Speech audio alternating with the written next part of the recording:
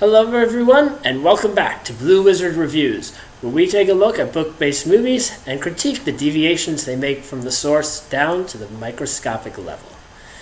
We're continuing our look with the J.K. Rowling series today with Harry Potter and the Chamber of Secrets, but before we start, a little lesson in literature philosophy.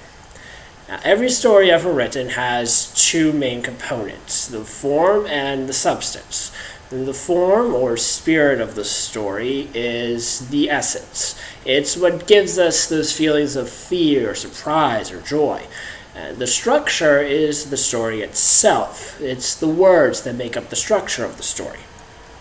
Now, a good story will have both form and substance coming together to create a blissful state of transcendence.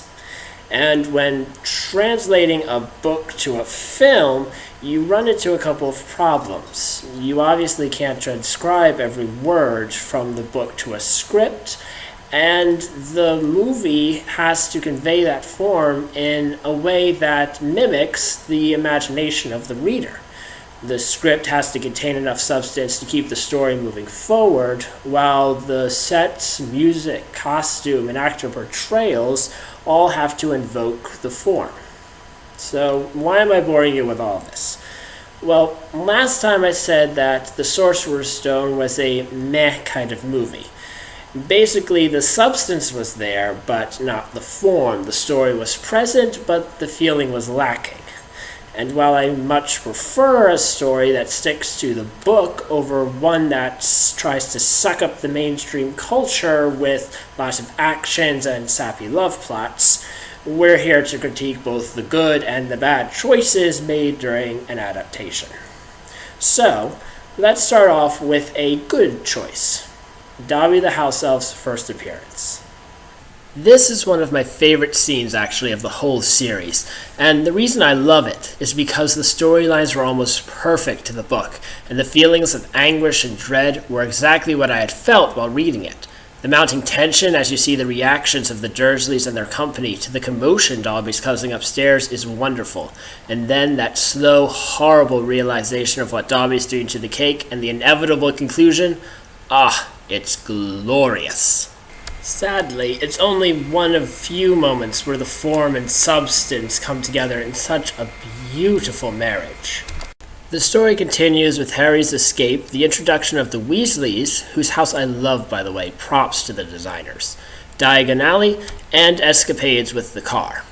The visuals throughout all of this are nice, especially Diagon Alley. The content, well, I said, is okay. Everything was there from the book, the lines were all done right, it just seemed to lack that form. For example, even with Lucius Malfoy's extra scene in Mr. Borgin's shop in Knockturn Alley, his character seemed a little less evil than in the book, and just slimier. But overall, the scenes are nice and enjoyable until we get to Hogwarts. Even without bringing a lot of the form into the story of the movie, there is a lot of the same content, but there are a few deviations from the book that impact the story. One is something that impacts every single one of the Harry Potter movies. It's the fact that in every single class you see Harry in, the Gryffindors are always paired up with the Slytherins. It's obvious the directors did this so the people who hadn't read the book could see some familiar faces, but cutting out the Ravenclaws and Hufflepuffs has some subtle consequences. You don't get the dynamics between the four houses, and some of the plot and the story hinges on that dynamic, especially with Harry and the Hufflepuffs. You see some of that tension in the extended scenes after Justin Finch Fletchley's talk with Harry during the dueling club, but the feeling is never really established and just sort of rushed through.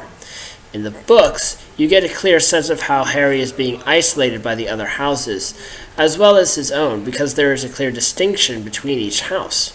You have to really look close to see the badges that each student wears on his or her robes, and when there are only two short scenes that aren't even in the main movie, who's really going to take time to notice that? It's a subtle thing, but the form of the movie would have been richer if we could have seen Harry's troubles with the other students. In the Chamber of Secrets, we also lose a bit of character from Dumbledore, thanks to the late Rich Harris's decision to speak all his lines in a stage whisper, thereby depriving them of almost all feeling and emotion.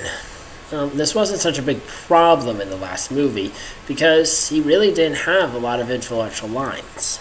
Here, though, the stakes are much higher, and Dumbledore's character is called on to give a stirring performance, thus much more speaking time. In every scene, though, Harris fails to come through, giving Dumbledore almost the exact same emotion every single time. I'll give just one example, when Harry and Ron are being punished for their Whomping Willow accident.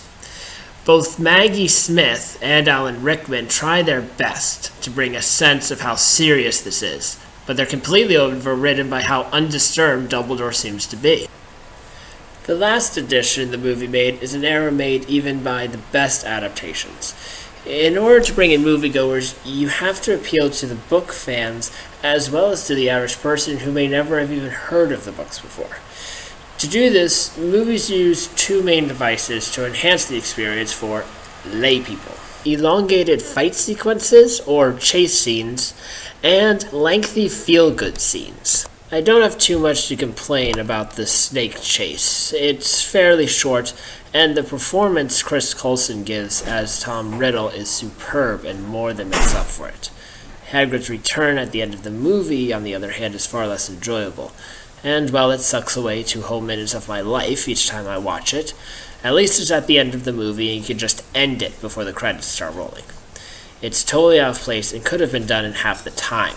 Those extra minutes could easily have been spent developing Harry's interactions with the other houses.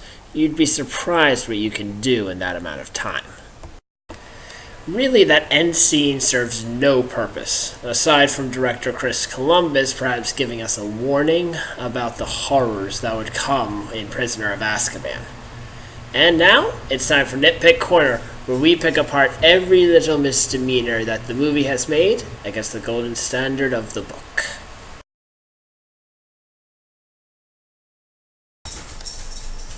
Not seeing the Weasleys' meager finances compared to Harry's large fortune, The Howler.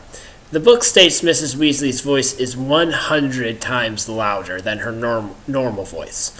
It would have given the scene a lot more impact if they had actually made her voice sound that loud. Hermione blasting the bludger. The good girl just destroyed school property. Fred and George could easily have just tackled it like in the book. Lucius trying to kill Harry. Just think about this. You're going to attack a student in a school in front of the headmaster's room, and this student just happens to be Harry Potter. Really? Also, this. Not very threatening when you look like a prom girl who just got shoved off the dance floor, Lucius. And that's all for me. Join me next month for, well, let's just say if you really want to see me get angry, for Harry Potter and the Prisoner of Azkaban.